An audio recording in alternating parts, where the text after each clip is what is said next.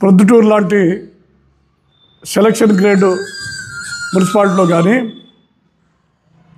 ఒక్క తహసీల్దార్ కార్యాలయమే ఉంది. ఉదాహరణకు ప్రొద్దుటూరు నియోజకవర్గ జనాభా దాదాపు 4 లక్షల జనాభా ఉంటే ఒక 45,000 జనాభా రాజపాలెం మండలంలో ఉండొచ్చు. అంటే మిగతాదంతా కూడా అంటే దాదాపు 3,60,000 జనాభాకు ఒక తహసీల్దారు, 40,000 చిల్లర జనాభాకు ఒక తహసీల్దారు. కడప కార్పొరేషన్ అంతటి కలిసి ఒకటే తహసీల్దార్ ఉంటారన్నమాట.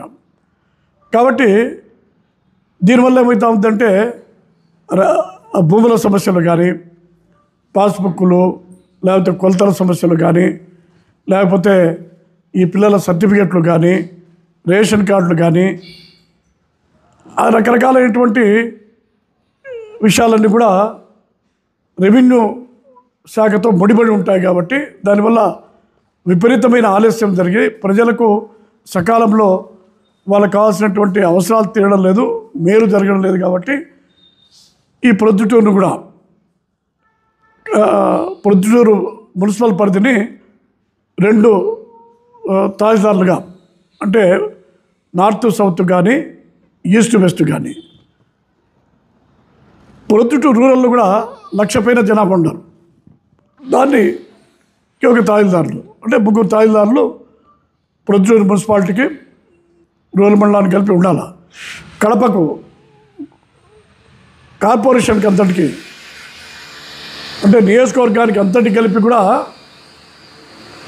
ఒకటే తహసీల్దారు ఉంటాడు. దానివల్ల చాలా ఇబ్బందులు వస్తున్నాయి. కాబట్టి ఇది కేవలం ఇది ప్రొద్దుటూరు కడప మున్సిపాలిటీల సమస్య కాదు, ఇది రాష్ట్ర వ్యాప్తంగా అన్ని చోట్ల ఉండేటువంటి సమస్య. కాబట్టి దాన్ని పరిశీలించమని చెప్పి కోరుతున్నాం. ఎందుకంటే నేను రాష్ట్ర పార్టీ ఉపాధ్యక్షుడిగా ఉన్నాను కాబట్టి రాష్ట్రానికి సంబంధించినటువంటి విషయం కాబట్టి నేను ఈ సందర్భంగా దాన్ని ప్రస్తావించడం జరుగుతూ ఉందన్నమాట.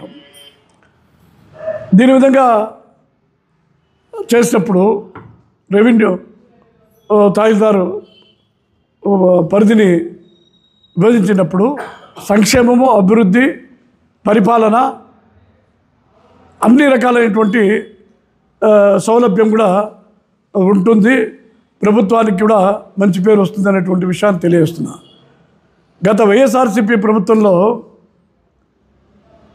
రెవెన్యూ కార్యాలయాలు అవసరం ఉన్నా లేకపోయినా కూడా ఇప్పుడు పులివెందుల ఒక రెవెన్యూ డివిజను, బద్వేలు ఒక రెవెన్యూ డివిజన్, ఈ విధంగా వాళ్ళ యొక్క అవసరాల కోసం పోస్టింగుల కోసము కొత్తగా రెవెన్యూ డివిజన్లు ఏర్పాటు చేస్తారు. కానీ ఈ యొక్క తహసీల్దార్ కార్యాలయ యొక్క పరిధిని విభజించి ప్రజలకు పరిపాలన చేరువ చేయలేకపోయినారు.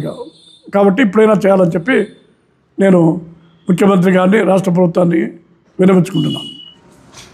విజయవాడ నుంచి బెంగళూరుకి రైలు నడపాలని చెప్పి నేను అందరికంటే కూడా ఈ కడప జిల్లాలో అందరికంటే మొట్టమొదటగా నేను దాన్ని కోరినాను.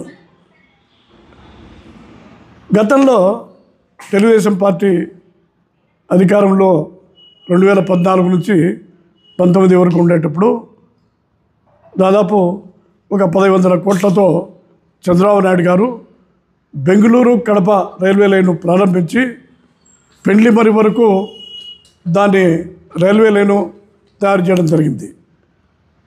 తర్వాత వచ్చినటువంటి వైసీపీ ప్రభుత్వము అధినేత పులివెందుల ఎమ్మెల్యేగా ఉన్నప్పటికీ కూడా అది పులివెందుల నియోజకవర్గంలోనే ఎక్కువ భాగం పోతున్నప్పటికీ కూడా కేంద్ర ప్రభుత్వానికి కట్టాల్సినటువంటి 50% డబ్బులు కేంద్ర ప్రభుత్వానికి కట్టకుండా అది పూర్తిగా మరుగున పడిపోయి ఆ రోజు 1,000-1,100 కోట్ల మధ్య అయ్యేది ఈరోజు 2,000-2,500 కోట్ల మధ్య అంచనా వ్యయం అయ్యే విధంగా తయారైంది. సరే, అది రైల్వే ప్రాజెక్టు దీర్ఘకాలిక ప్రాజెక్టు కాబట్టి అది ఇంకా 8 సంవత్సరాలు కడప నుంచి బెంగళూరు పోయేదానికి సమయం పడుతుంది. కాబట్టి అంతవరకు కూడా అవసరం లేకుండా మనకు విజయవాడ నుంచి నంద్యాలకు లైన్ ఉంది. నంద్యాల నుంచి ప్రొద్దుటూరు ఎర్రగుంట్ల, తాడిపత్రి, గుత్తి, అనంతపురం, తర్వాత బెంగళూరుకి లైన్ ఉంది. అదేవిధంగా అనంతపురం నుంచి ధర్మవరానికి, ధర్మవరం నుంచి బెంగళూరుకి రైల్వే లైన్ ఉంది. కాబట్టి కొత్త లైన్ కోసము 5 ఏళ్ళు 10 ఏళ్ళు మనము వేచి చూడకుండా ఉన్నటువంటి రైల్వే ట్రాక్ పైనే విజయవాడ బెంగళూరు రైలు నడపాలని చెప్పి రాష్ట్ర ప్రభుత్వాన్ని, కేంద్ర ప్రభుత్వాన్ని కోరుతున్నాం.